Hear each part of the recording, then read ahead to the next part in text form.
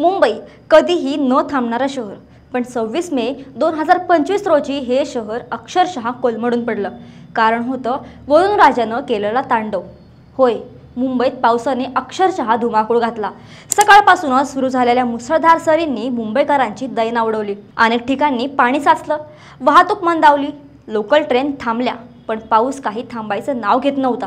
ही होती मान्सूनच्या अधिकृत आगमनाची घोषणा, आणि ती सुद्धा तब्बल 2 आठवडे आधी। हे ऐकून तुम्हाला आश्चर्य वाटलं असेल, पण हे खरं आहे। मुंबईत मान्सूनच्या आगमनाची सामान्य तारीख आहे 11 जून, पण यंदा निसर्गाचा मूड काही वेगळाच दिसतोय। मान्सूनने कॅलेंडरची पानं जणू उलटवली आहेत आणि तब्बल 2 आठवडे आधीच मुंबईच्या दारावर जोरदार हजेरी लावली आहे।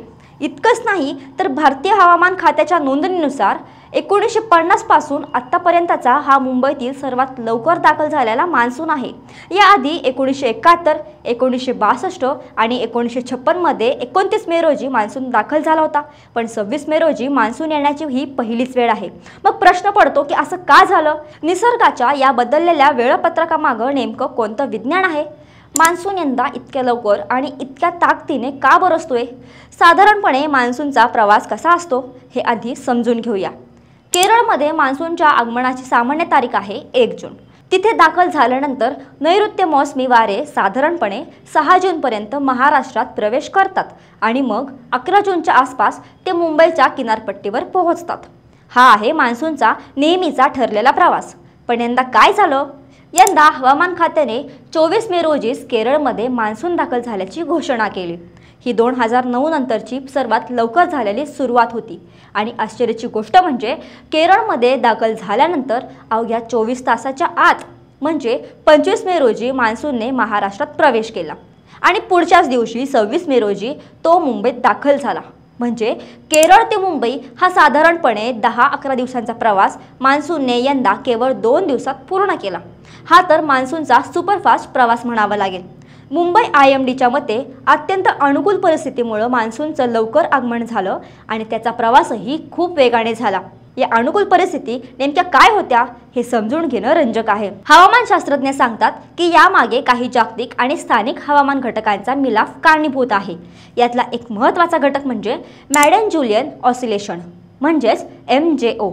हे हिंद महासागरात निर्माण होणारं हवा, ढग आणि दाबाचं एक मोठं चक्र आहे।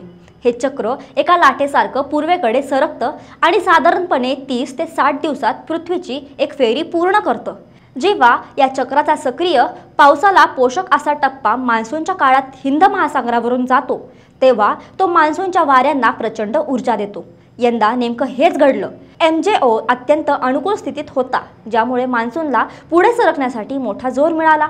याला जोड मिळाली ती म्हणजे क्रॉस इक्वेटोरियल फ्लोची। हे म्हणजे विषुववृत्त ओलांडून येणारे वारे जे दक्षिण गोलार्धातून प्रचंड प्रमाणात बाष्प घेऊन उत्तर गोलार्धाकडे म्हणजेच भारताकडे येतात।